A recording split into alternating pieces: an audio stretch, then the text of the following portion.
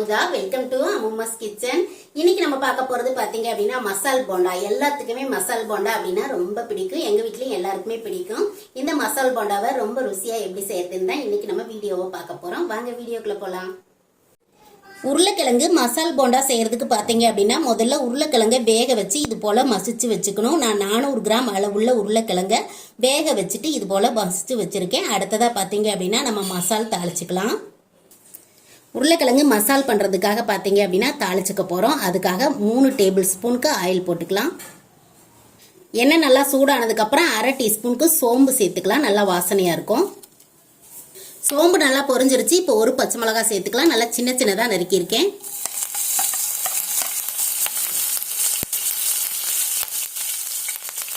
கூடவே கொஞ்சம் கருவேப்பிலை. அடுத்ததா மீடியம் சைஸ்ல ஒரு பெரிய வெங்காயம்,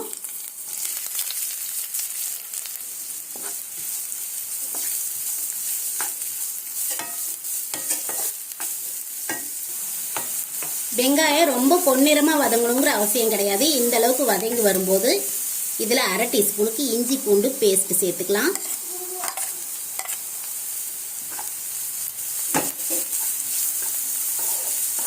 இஞ்சி பூண்டு ஒரு 2 நிமிஷம் போல இந்த மாதிரி வதங்கினதுக்கு அப்புறம் இப்போ இதுல ஒரு 1/2 தக்காளி சேர்த்துக்கலாம். உள்ள இருக்கிற விதைகளை நீக்கிட்டு மேல இருக்கிற தோல் மட்டும் சேர்த்துக்குங்க. அப்பதான் வந்து லிக்விடா ஆகாம கொஞ்சம் நல்லா டேஸ்ட் கொடுக்கும். கூடவே வாசனைக்காக கொஞ்சம் மல்லி இலையும் போட்டுக்கலாம். இப்போ இந்த அளவுக்கு வதங்கி வரும்போதே பார்த்தீங்க அப்படின்னா 1 டீஸ்பூன், அதாவது 1/4 டீஸ்பூன்ல பாதி அளவுக்கு மஞ்சள் தூள் சேர்த்துக்கலாம். 1/2 டீஸ்பூனுக்கு மிளகாய் தூள் உங்க காரத்துக்கு ஏற்ற அளவுக்கு நீங்க சேர்த்துக்கலாம். 1/2 டீஸ்பூனுக்கு கரம் மசாலா,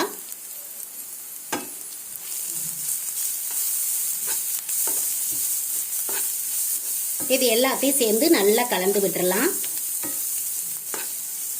ஒரு நிமிஷம் இந்த எண்ணெயிலே வதக்கணும் அப்படின்னா மிளகாத்தூளோட பச்சை வாசனை எல்லாம் போயிடும். இப்ப மிளகாத்தூள் பச்சை வாசனை எல்லாம் போயிடுச்சு. நல்லா கலந்து விட்டாச்சு. இது கூட 1/4 டீஸ்பூன் பெருங்காய பவுடர் சேர்த்துக்கலாம். இப்ப பெருங்காய பவுடர் சேர்த்திருக்கோம் இல்லையா, இந்த மாதிரி பெருங்காய பவுடர் கொஞ்சம் சேர்த்துக்குங்க. நம்ம உருளைக்கிழங்கு அதே மாதிரி கடலை மாவுல தான் இந்த போண்டா செய்ய போறோம். இது எல்லாமே வாயு பிடிக்கும், அதனால இதுவும் கொஞ்சம் சேர்த்துக்கலாம். அடுத்தது மசிச்சு வச்சிருக்கிற உருளைக்கிழங்க உள்ள சேர்த்துக்கலாம்.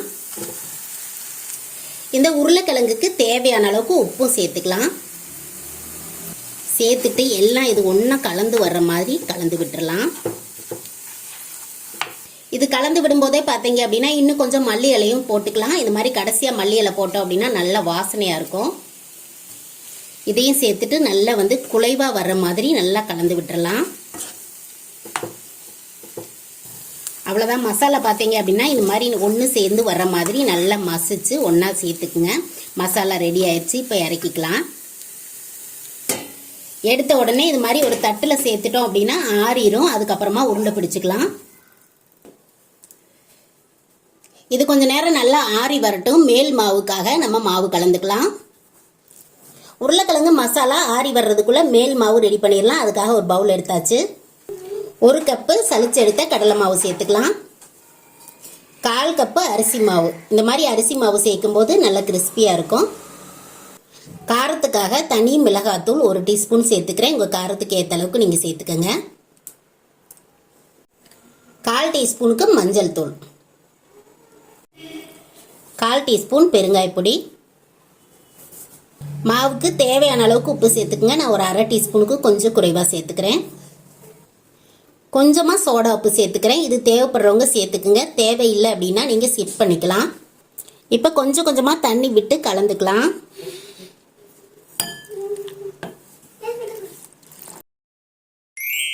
கொஞ்சம் கொஞ்சமா தண்ணி விட்டு நல்லா இந்த மாதிரி கலந்துருக்கேன் பாருங்க. தோசை மாவு பக்குவத்துல இருந்து கொஞ்சம் லூஸா இருக்கிற மாதிரி இந்த மாதிரி கலந்துக்குங்க. அப்பதான் நம்மளுக்கு பாத்தீங்க அப்படின்னா அந்த மசாலா உருட்டிட்டு உள்ள வந்து டிப் பண்ணி போடும்போது நல்லா இருக்கும், கோட் ஆகும். அதாவது நல்லா வந்து இந்த ஸ்பூனை நினைச்சோம் அப்படின்னா ஃபுல்லா இந்த மாதிரி கோட் ஆகணும். இந்த மாதிரி வந்து ரெடி பண்ணி வச்சுக்கோங்க. உருளைக்கிழங்கு மசால் நல்லா ஆறிடுச்சு. நம்ம மேல் மாவு ரெடி பண்றதுக்குள்ள பாத்தீங்க அப்படின்னா நல்லா ஆறிடுச்சு. இப்போ வந்து உருட்டி எடுத்துக்கலாம். உங்களுக்கு எந்த சைஸ் வந்து போண்டா வேணுமோ அந்த சைஸ் எடுத்துட்டு நல்லா ஒன்று போல உருட்டி வச்சுக்குங்க. இது நல்லா ஆறிடணும். அப்பதான் பார்த்தீங்க அப்படின்னா நம்மளுக்கு மாவுல முக்கி போட முடியும், இல்லைன்னா பிரிஞ்சிடும். இது மாதிரியே எல்லாத்தையும் உருட்டி எடுத்து வச்சுக்கிறேன். இப்போ மசாலா எல்லாமே ஒன்று போல் உருட்டி வச்சுட்டேன். அடுத்தது நம்ம போண்டா செஞ்சிடலாம். இப்போ இது மாதிரி ஒரு மசாலா உருண்டைகளை எடுத்துட்டு மாவில் எல்லா பக்கம் கோட் ஆகிற மாதிரி உருட்டி எடுத்துக்கலாம். இதை அப்படியே எண்ணெயில் சேர்த்துக்கலாம். இப்போ எண்ணெய் நல்லா சூடாக இருக்குது, போண்டா போட்டுடலாம்.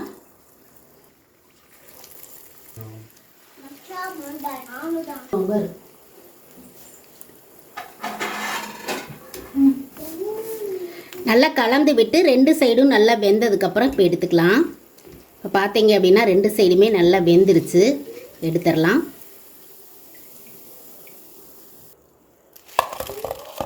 இதே மாதிரியே இருக்கிற மாவு எல்லாத்தையும் போட்டு எடுத்துக்கலாம்.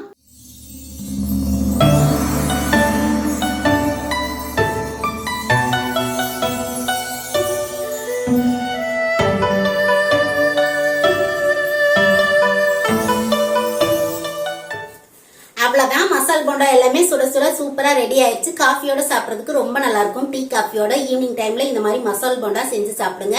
ரொம்ப ருசியா இருக்கும், ரொம்ப ஈஸியாகவும் நம்ம செஞ்சிடலாம். எல்லாருக்குமே ரொம்ப பிடிக்கும். டீ கடையிலாம் போனோம் அப்படின்னா கண்டிப்பா மசால் போண்டா சாப்பிடாம யாருமே வரமாட்டாங்க. அந்த அளவுக்கு எங்க வீட்லயும் எல்லாருக்குமே பிடிக்கும். உங்களுக்கு பிடிக்கும் அப்படின்னாலும் கமெண்ட்ல சொல்லுங்க.